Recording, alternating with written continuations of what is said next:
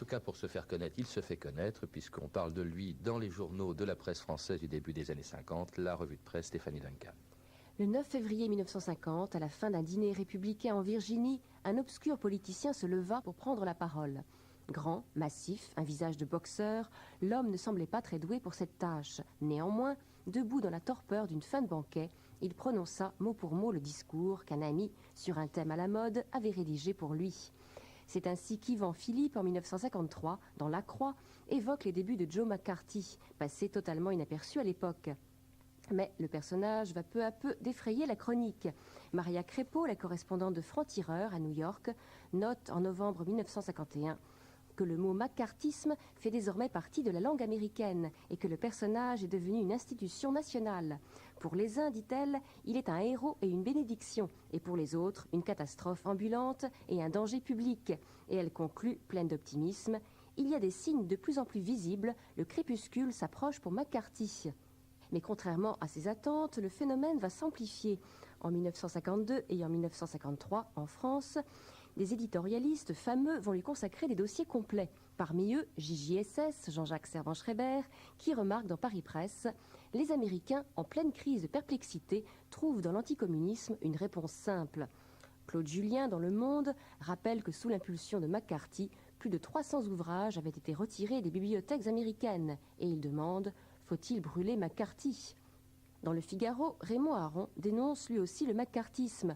Mais il remarque « Il est de bon ton dans les milieux de gauche, en Europe, de suggérer que les États-Unis n'auront bientôt plus rien à envier à l'Union soviétique.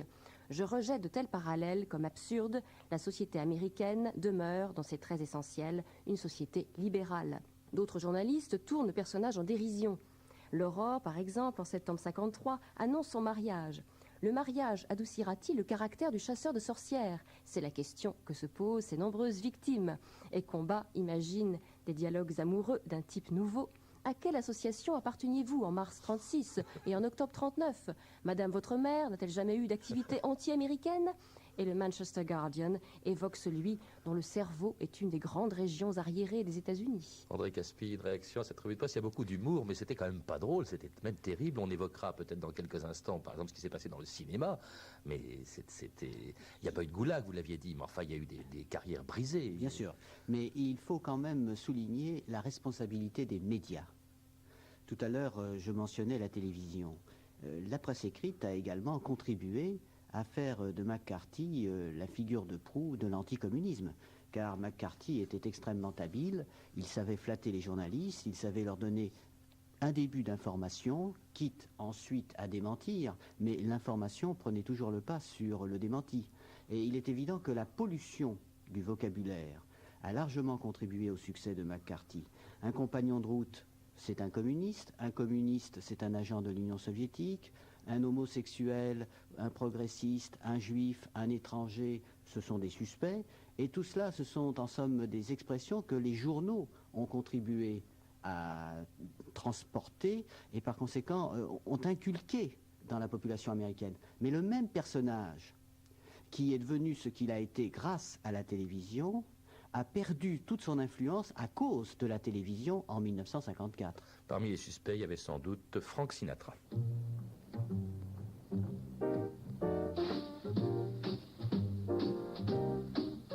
Grab your coat and get your hat. Leave your worry on the doorstep. Just direct your feet to the sunny side of the street. Can't you hear a pitter pat? And that happy tune is your step. Life can be so sweet on the sunny side of the street. I used to walk in the shade with those blues on parade, but I'm not afraid, 'cause this rover crossed over if I never had a cent. France Inter, les gens du siècle, 9 février 1950, le macartisme avec André Caspi.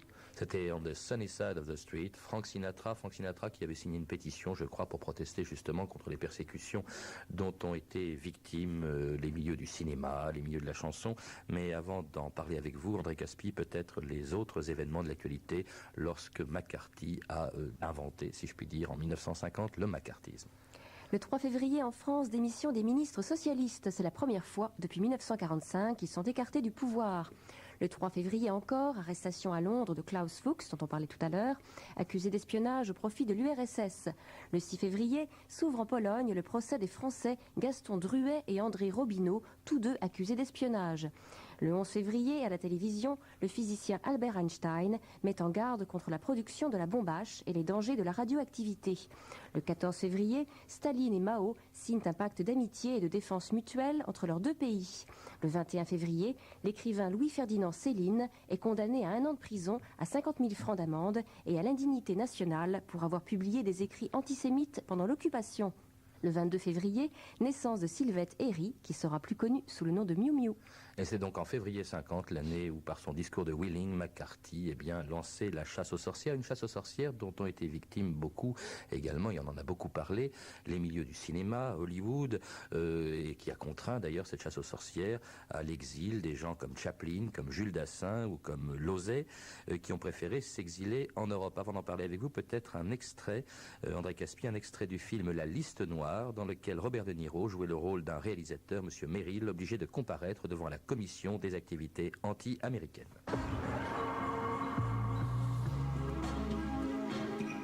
Monsieur Merrill, êtes-vous membre du Parti communiste? Non. Avez-vous jamais été membre du parti? Non. Avez-vous assisté à des réunions du PC en automne 1939? Il y a 12 ans, au sein d'une organisation aussi parfaitement légale que nos partis républicains ou démocrates, où l'on se réunissait pour discuter nombre d'idées nouvelles, oui, j'ai assisté à des réunions du Parti communiste. Je tiens à présenter ici, à titre de preuve, ces photographies du témoin assistant au meeting de la Fédération des chercheurs atomiques du California Institute of Technology le 17 avril 1946. Je demande qu'elles soient notées, document à charge, dans l'affaire Merrill. Accordé, versez les pièces au dossier. Le témoin les examinera lui aussi. Monsieur Merrill, avez-vous assisté à ce meeting? Est-ce bien vous sur cette photo? Oui, c'est exact. Pour nous, il est tout à fait clair que l'objet de ce meeting était l'élimination de la bombe atomique en tant qu'arme stratégique. Est-ce juste? Le but était l'élimination de la bombe atomique, point final. Vous étiez présent en tant que pacifiste du Hollywood Forum, n'est-il pas vrai? Oui, c'est exact. J'ai lu un communiqué publié par le chef du Bureau fédéral d'investigation, J. Edgar Hoover, où il est déclaré « Le Hollywood Peace Forum réclame la paix à grands cris, mais son seul véritable but, c'est la déstabilisation de l'opinion eu égard à la bombe pour donner à l'Union soviétique le temps de terminer la préparation de la guerre, donc d'avoir la bombe. Ce meeting, vous y étiez en tant qu'agitateur communiste, non? J'y étais en tant qu'Américain et citoyen qui a le droit de voir n'importe qui, n'importe où, n'importe quand. Monsieur Merrill, je commence à en avoir assez d'être ici à jouer au chat et à la souris avec vous, alors que cette commission et ses activités œuvrent de façon déterminante pour l'avenir de cette grande nation. S'il y a un seul communiste en Amérique, c'en est encore un trop, croyez-moi bien. Vous semblez vous soucier fort peu de ce pays. Et vous vous fichez de tous les ravages que vous et vos amis communistes avez fait dans l'esprit des vrais Américains par vos films et votre télévision. Votre refus, monsieur, de répondre à nos questions laisse bien peu de doute sur le fait que vous êtes toujours un membre actif du Parti communiste, dont une menace pour la nation. Témoin suivant. Monsieur le Président, je requiers pour ce témoin une amende. Il y a outrage à magistrat. Je peux ne pas être un citoyen modèle, mais on m'a toujours appris à défendre mes opinions et j'entends bien élever mon fils de la même façon. Assumer ses convictions, ça n'est pas toujours facile, mais je le ferai. Et si ça n'est pas être un Américain, alors quel échec pour nous, bordel de merde. Honte à vous tous. Est-ce que ça se passait comme ça, André Caspi? Quelle était la procédure, en fait? Il faut bien distinguer les commissions et les tribunaux. En fait, il y a eu peu de procès devant les tribunaux parce que la législation américaine ne le permettait pas ou ne le permettait guère. En revanche, les commissions du Congrès, elles, avaient et ont toujours le pouvoir d'appeler à comparaître. Et vous savez sans doute qu'au Congrès des États-Unis, c'est le parti majoritaire qui détient la présidence de toutes les commissions dans chacune des chambres. Alors en 1947, les républicains sont majoritaires à la Chambre des représentants et c'est ce qui explique que la commission des activités anti-américaines soit entre les mains des républicains. À partir de 1952, les républicains détiennent la majorité au Sénat et grâce à cela, McCarthy peut en effet présider au moins une commission et même parfois deux.